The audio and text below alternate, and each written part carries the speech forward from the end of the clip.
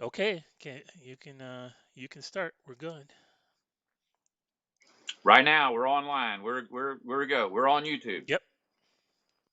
like real YouTube stars. Okay, I'm gonna go ahead and start then.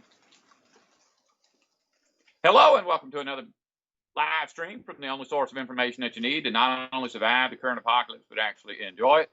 And today's live stream is going to be probably the last free-for-all live stream we do for quite some time, because I've already made an announcement that all the Melchizedek videos have been uploaded to YouTube. I'm going to go ahead and schedule them all so they'll all automatically publish on the days when they're supposed to post. And then again, I've of course, man with access to this channel, so if something goes wrong, it can be fixed. Even if something goes wrong with me, it can be fixed. But this is what we're gonna start doing every week. On Friday, we're gonna have a Melchizedek video come up, and 2 days later on Sunday, we're gonna have a live stream specifically about the previous video. That's because I know a lot of times we're just trying to take on every topic out there, even stuff that I'm not interested in or have no knowledge of. And I really don't want to do that when Melchizedek comes out. This is like, if I was to name this something else, this series, I would call it Who's Who in the Bible. You know, if you go back and you read the Bible, there's a lot of major characters. Like, you know, Moses was a major character. He brought the Israelites out of Egypt into the Promised Land through the Red Sea, and everyone knows that story. And the churches don't hide that from us. David story, and the churches don't hide that from us. David was the first king, or the first king that was close to God's heart. He came after us, and so that's in the Bible. And the churches are not doing anything to hide who it is. But there are several characters that are pivoting meaning of the Bible, and those characters have been hidden. I would call this Who's Who in the Bible, even though it doesn't cover everybody. It covers all the characters whose identities have been concealed. So we have to stick to that. I really feel like everyone who wants to be a regular viewer of sustenance and covering material needs to have at least a basic understanding of the Bible characters, and that means even, especially, the characters that the churches have been hiding. Now, there's another thing I wanted to talk about. Well, first off, Ala Toledo, do we have anybody chiming in yet? Well, the only person that chimed in was is it DL Hoyce? Yeah, DL She Hoyce. says free for all Yahoo. Yeah, she likes this. Okay, anyway, I'm going to go show you something, because I think, you know, I was just talking to one of my subscribers, and we're talking about Christmas. What does Christmas mean? Christmas. I've put a lot of videos out there, and Christmas is a really demonic holiday. I mean, it really is filled with a lot of Satanism. So, I mean, it's basically, Christmas is the celebration of the birth of Cain. Over the course of time, the churches say it's about the birth of Jesus, but Jesus was born, I think, 4 months prior, like during the Equinox. Cain was born on the solstice, winter solstice. But the same thing with Easter. You know, Easter is like the day he became impregnated with Cain. That's why you got that 9-month cycle. But just to keep things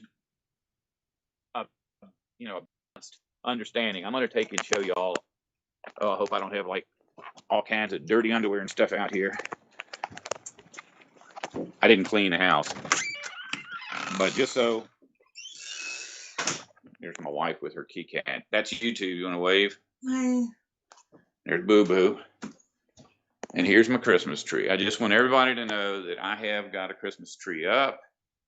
And yes, Christmas trees are evil, but you know what? It's something that human beings do. And I've heard the silly argument before about don't think about the bad parts of Christmas, just think about the good parts. There ain't a whole lot of good, but here's the benefit we can get from Christmas holiday. It's like everybody has relatives, and everybody's uncomfortable with their relatives. At least I am. I cannot spend every day with my relatives. Christmas is a really good thing. and Thanksgiving and all of that, because you make time to spend time with these people that you can't really tolerate too much. And you just pump yourself up, get psyched up, hug everybody, kiss everybody, shake hands, exchange gifts, whatever. And you only have to do it for a day. And you got one day where you can tolerate. I mean, even if they're hateful to you when they see you, you just act like it didn't happen. And then God will give you 364 days to recover. That's the way I feel about Christmas. And I enjoy it. I make myself enjoy it. I go around all these people who are talking about politics and pandemics and all of that pointless nonsense. And I let them know that I'm still here and I'm still a good person and I still love them. And I don't worry about the junk they're talking. In fact, they'll go on about my candidate's going to fix the economy. You go, that's wonderful. What else is going on? Oh, they're going to find a cure for the pandemic. Wow, that's nice. That's all you got to do. That's all you got to do. And you're not lying.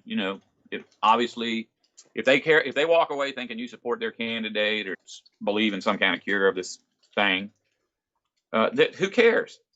Who cares? Made your little impression. That's really all I got to talk about for right now. Any questions? Well, the stream is a little choppy, but we'll kind of try to make our way through it. Patricia Are Ribrick. people able to understand what I'm saying? No, I think it's just that it's kind of jittery, and that's just because I'm in Mexico right now. So, okay, Patricia Ribrick says, "I'm so glad to see you all. I did not think you would be here today." Jim Beer says, "Hello, everyone," and Rick Ballard says, "Glad to get to make it again. Howdy, everyone." A couple more hellos. Luna Jardin says, "Laugh out loud is bad, but we do it for good." Pa Joe says, "Hey y'all," and Steve Lander says, Xmas is so good. Xmas is just good childhood memories to me." Oh yeah, that was a fun time, wasn't it? Yeah, I mean, I guess Go on, that's Alito. You used to like. well, I mean, yeah, I mean, I guess it's kind of everybody grows up and they grow up in a tradition, and people enjoy Thanksgiving and Fourth of July fireworks and everything. And you go to a different culture and they don't have those same traditions. Yep, that's right. You're down there immersed in a different culture. It's very good of you to do that. First question comes from Patricia Ribrick. Says, "All my loved ones I got to see as a kid because it was Christmas, and now they have passed, and I'm so grateful I had that time with them." I remember when I was little, we'd always go see go to grandma's house, go to my uncles and aunts' houses, eat a lot of food, and all the kids would be playing. I remember, I mean, when I was little, I was completely oblivious to the fact that all the grown-ups wanted to kill each other. We just thought it was fun. Yeah. Remember Rock'em Sock'em Robots? I got one of those one year. Do you do anything other traditional things like cook a turkey or a ham or hang We mistletoe? just had Thanksgiving at my mom's house, and she called and said, "Are you doing anything for Thanksgiving?" I go, "Yes, I'm baking a turkey." She goes, "What?" I said, "Well, I was cleaning out my freezer. I found a turkey from last year. We got to do something with it." She goes, "No, I got 2 pork roasts over here. If I don't make one of them, they're going to go bad." I was like, "Okay, well, we'll make pork roast." So she asked me if she could ask one of her friends over, and I said, "Yeah," but it was just me and Rachel and Mama, and we ate pork roast and succotash, and she made oyster dressing, which is one of those treats for me, and gravy, and it was fun. We sat there. Oh, and we watched.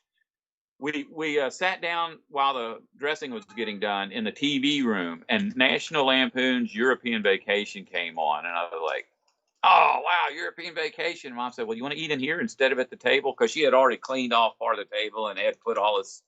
I'm like, "Yeah, let's just sit in here and watch Vacation." And so we sat there and ate our pork roast and watched Chevy Chase and Beverly D'Angelo. It was fun. It was a good time. Nobody said anything about baby Jesus or killing the Indians or any of that stuff. Patricia Ribrick says she had beans and weenies for Thanksgiving. So I guess What's that? Patricia said she had beans and hot dogs or weenies on Thanksgiving. I think it's I think weenies Ah, are hot dogs, right? So yeah, yeah. Next time she needs to make a turkey. Make a turkey next time. I think she lives close enough I can go there and eat with her. there was that one If time. you're in the States, you could come eat with us too. Oh yeah, yeah. Well, I was like, we could come clean up your property too. So right, all the Yeah, there you go. Well, you know what? Here's the thing too. Okay. I don't know if did I tell everybody in the live stream about my problem with poison ivy? no, I I've think that's never new. had poison ivy in my life, and I guess when I was about 40, Katrina came through. I was out there cleaning up after Katrina, and man, I was pushing a lawnmower in shorts, and the next day my legs were just rotting off, and it was all up on my chest and on my back. And I think a lot of it was people were burning debris, and the poison ivy is right. Every tree in these woods has poison ivy growing up, and burning that stuff and being exposed to so much of it at once, it made me super sensitive to it. Well, this hurricane just hit, and for weeks now, there have been people burning debris piles. Not me. I'm not doing anything. Okay. I know this is probably not appropriate, but I want to just let people know what can happen to you if you're really allergic to poison ivy. And that's just my stomach. My whole body is covered with that stuff. And I'm like, I'm trying to improve my health, and I'm doing good this year. I'm not like completely out of my mind like I usually am in the fall and winter. But oh my God, I mean, this is 3 days. I'm doing this stuff like every day, and I keep saying I'm just going to do it 3 times. I may do it one more time, but I'm putting Neosporin on all them little holes and putting bandages on everything and putting medicine all over my feet and trying to cure my hair, and I'm trying to alter my diet. Well, I got to thinking, when I clean my woods up, I got most of the canopies gone. So there's a lot of sun getting in there. I can just go out there and clear my woods naked. And ain't nobody going to see me. Get some sunshine and I can get all this stuff piled up. But honestly, I probably can't. I'm going to have to wear a T-shirt with a button-up shirt over it and jeans and gloves and all that, because if I get out there and work on these woods at all, I'm going to end up covered with this junk again. So that's what's going on down here. And there are people who keep sending me messages in my email and through YouTube saying, we want to come help you clean up your stuff. I really haven't exhausted every possibility. I'm going to contact FEMA. I have to get the insurance people in here first to see if they can do anything for me. And if they can't, then I'm going to contact FEMA and see if they can do something for me. And once I've exhausted all of that, then I may let subscribers come up here and help me. Patricia says that your diabetes makes you more susceptible to the poison ivy. Probably. I lost my test kit. I mean, the VA will give me a free one, but I'm like, I don't want a free one. I want to find mine. It's in here somewhere. I just got to search through everything. But I've gone through every inch of the house, and every morning I get up, I sit in my little sustenance and covering throne in there in front of all those bookcases, and even today I pushed my chair over and went under the chair and went behind the computer. I can't find my diabetes test kit.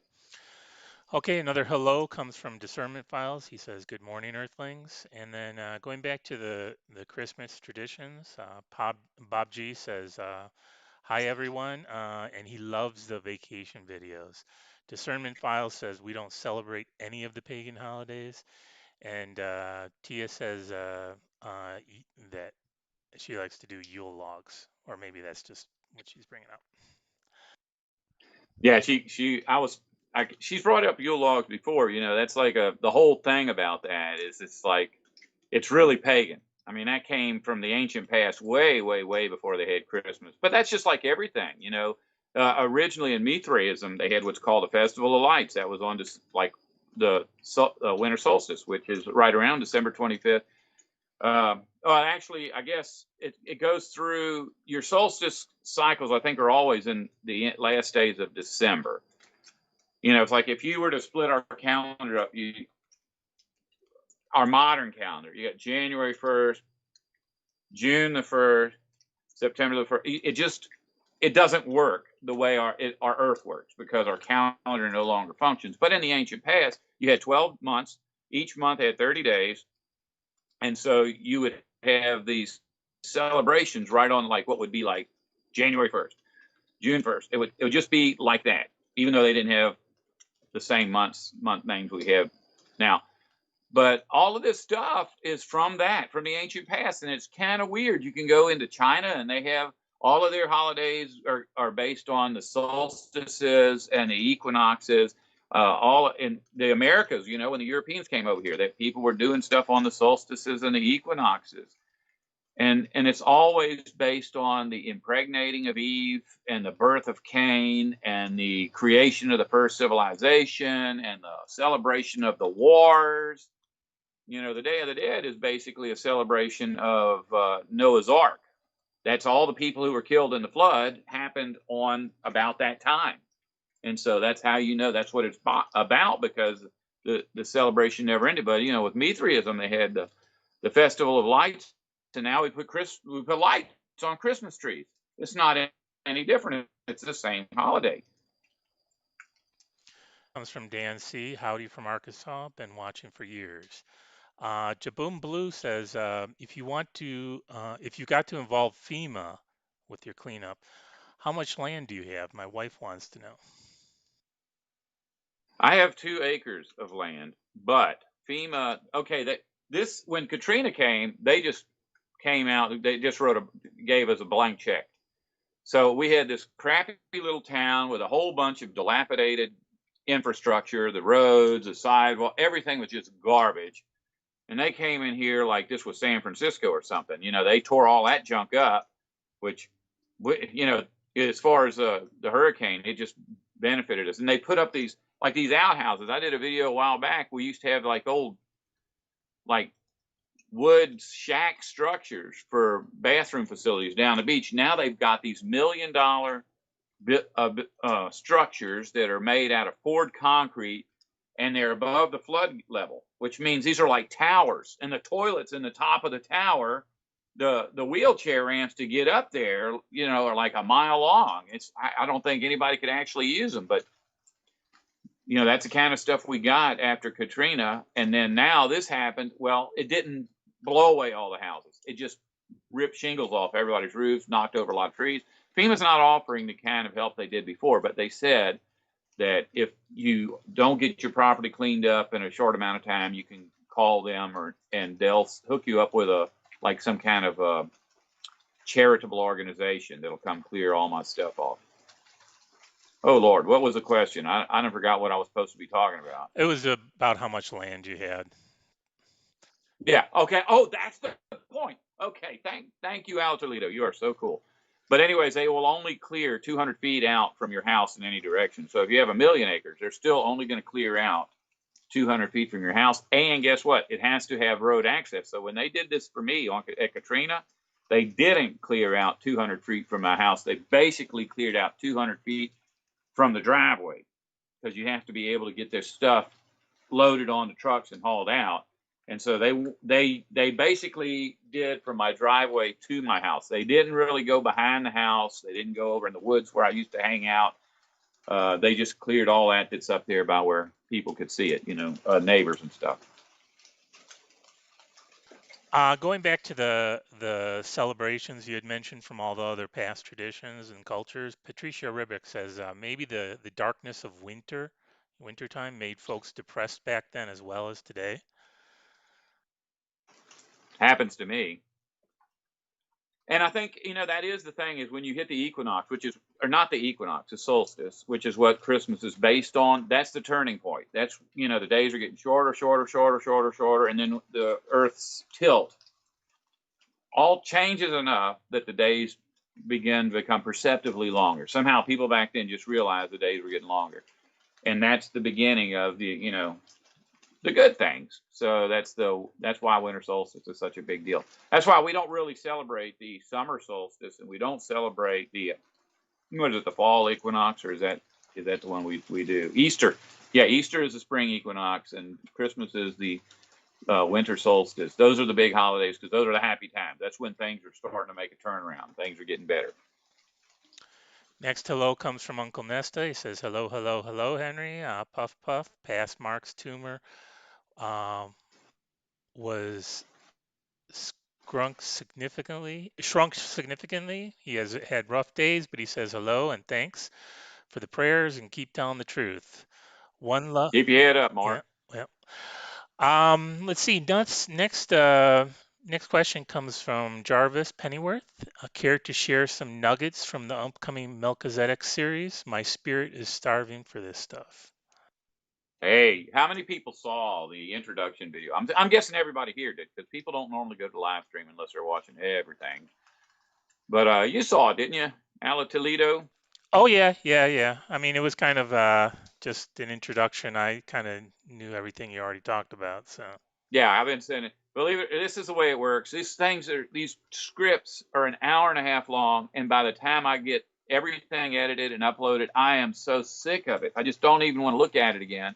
I can't bear to stare at it for another hour and a half. So I send it to Ala Toledo and several others, and they watch them. And I'm basically, when I edit video, what happens? There's always like a big blank space. Like I'll be talking, and the screen goes blank for like 10 seconds.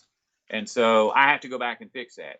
And so I sent it out to everybody just to tell me if I had anything like that in there. And that's about 6 people, all 6 of them got back with me and said, well, there's no problem here. But I've got one new subscriber. He's a violinist, and his wife's a cello player. And I sent them to him, and he would call and say, hey, you said that this word is Strong's number so-and-so, such and such.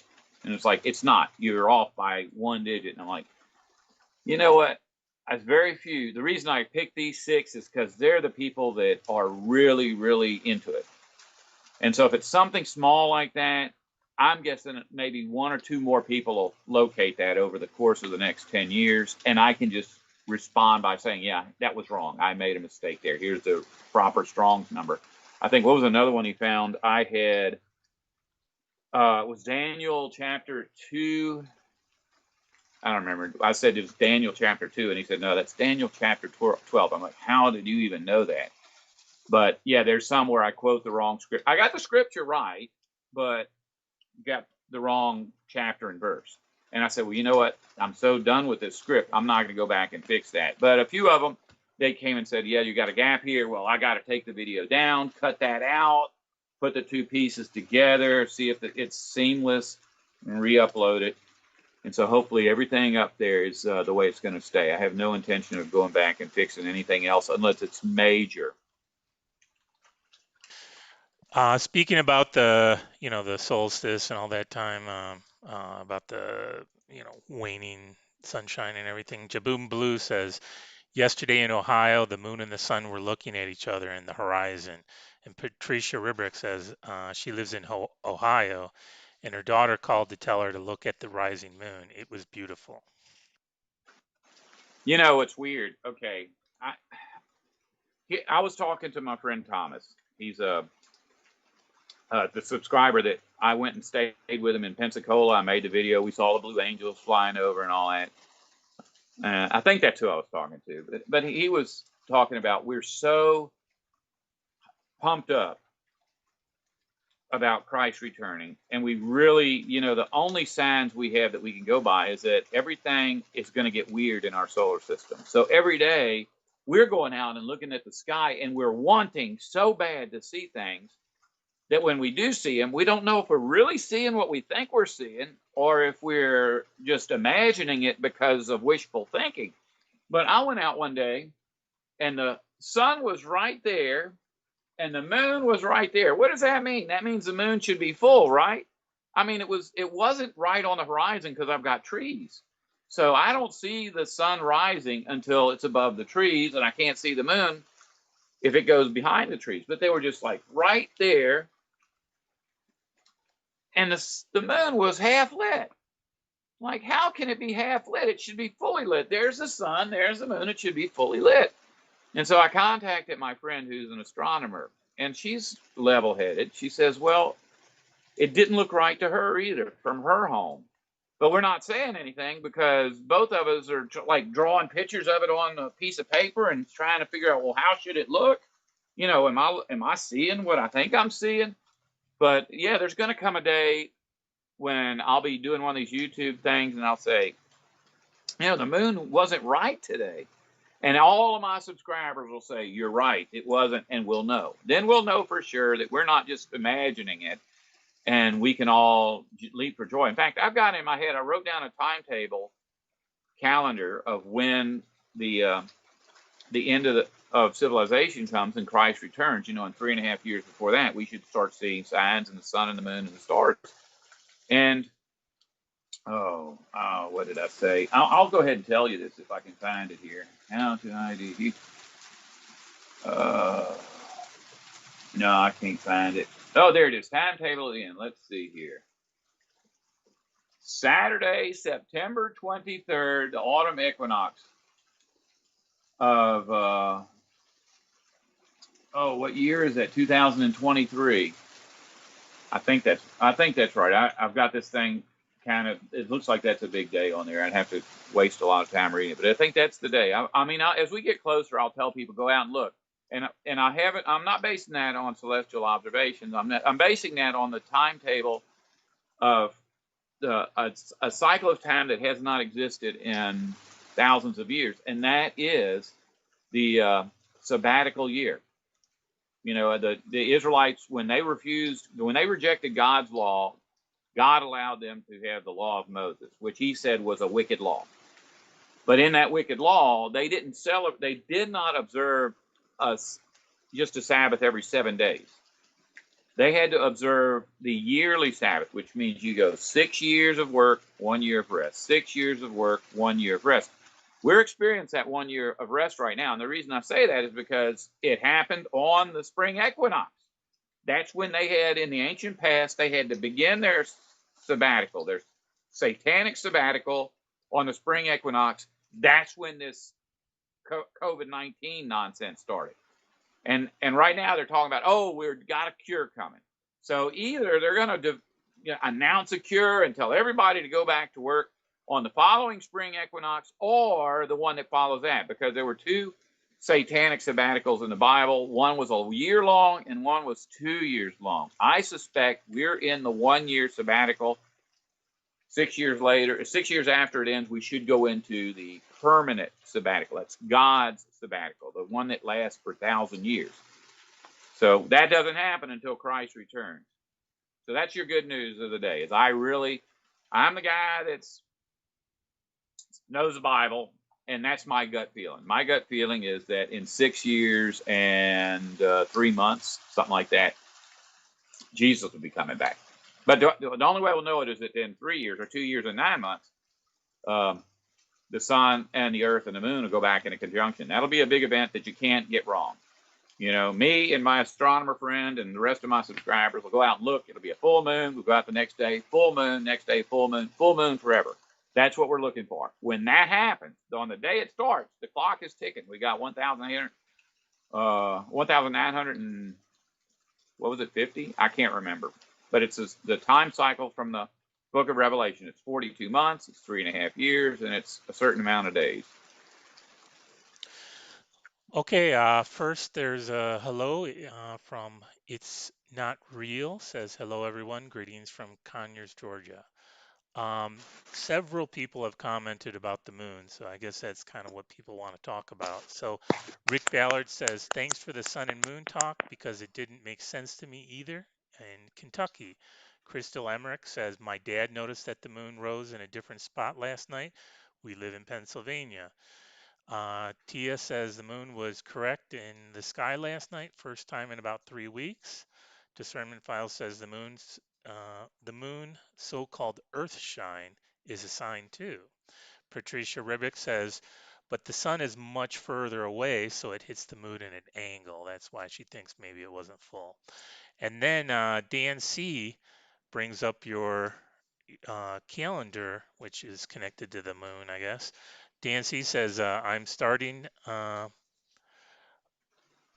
find others that have sorted out the 360 day year seems to be a key to sorting out God's timeline, like you've been saying for a while, and then discernment. Yeah, well, that's the thing. It's like every one of these ancient calendars from the Mayans to the Chinese was a 360-day calendar with 144,000 days in a Baktun cycle, 30-day months, 12 months, and perfectly corresponding to, the lunar year and the solar year were the same. A lot of these people I call Jew worshippers, Messianics. They think that God wants us to follow the moon calendar and that's the way it's always been. It's like, no, we followed the moon calendar because the moon calendar was the same as the sun calendar. God isn't going to punish us because we celebrate a sun calendar, not a moon calendar. He's just letting us know that the solar system isn't working right. The solar calendar and the moon calendar are the same calendar. It's just that now that all of the celestial objects in our sky are misplaced, it doesn't work anymore. But there will come a day when all that stuff realigns. When Jesus was asked, what's the sign of your coming and your presence? He said, well, don't listen to these false prophets that'll be telling you about wars and famines and pestilence and earthquakes, because that stuff's been going on forever. You need to look up, lift your head up, look at the sky, and see the signs in the sun and the moon and the stars. So that's our only way we're going to know for sure that we're in the last days. But the cool thing about it, it's not like you got to be an astronomer to do that. Everybody will be able to go out and observe that things are not right. And it'll be very obvious. And, because God doesn't just talk to people that have a telescope. He talks to everybody. Now, my friend, the astronomer, Tia, that's making comments here, she actually worked, she's an astrophysicist. She taught college. And at one time, she was working at a radio telescope. And then she eventually was able to get a position on a optical telescope. And so she's been able to work on too. There's very few people in this world that's been able to do that. And she's tracked all of this stuff. She's given lectures on this stuff. And so, it's not like she can be fooled, which is why I keep in touch with her so that I can know what's really going on, because, I'm just a Mississippi redneck. I'm not supposed to be, I can look up there and say, this don't look right. What does that mean? Doesn't mean anything. So I got to send her a text message and say, could you go look at the stars and tell me what you think? And she does that. So, hopefully as time goes on, she'll be somebody we can depend on to keep us straight about this stuff. A few more hellos. Prune Picker says, good morning, y'all. Kiken says, thank you for this. Half Q says, hello. Haven't been on your live chat for a long time. Hello. And then Blood Raw Tree says, the moon and the sun are inside of you. God is inside of us. When we all realize the truth, we realize God is us. Yeah, well, here's the thing. I've been in a lot of religions. And there's a point, I don't know if the sun and the earth and the moon are in it, but God's kingdom, is the sun and the earth and the moon. That's God's kingdom is heaven. It's everything. It's not just what we can perceive out of our eyes. It's everything. And we're all part of one thing. And so there was a time in the Bible where it says, don't be looking here for God's kingdom. Don't look over there for God's kingdom. God's kingdom is within you. Okay, that seems like a pretty simple statement. It's, it gives us something to think about. But the churches fight over this stuff. And at one point, I was a Jehovah's Witness for 15 years. That's when I was the most religious. I guess growing up, I was Catholic. I was really religious. I was little. But when I became an adult and I was really religious, I was a Jehovah's Witness. And in between, I was Protestant, whatever. But they argue about it. No. It means God's kingdom is in your midst. In other words, Jesus was there. He is the chosen king of God's kingdom. So that's all he was saying. I've looked at the words. It doesn't say that. It physically says that God's kingdom is Matrix. All these Matrix movies where people are like some machine somewhere and there's a computer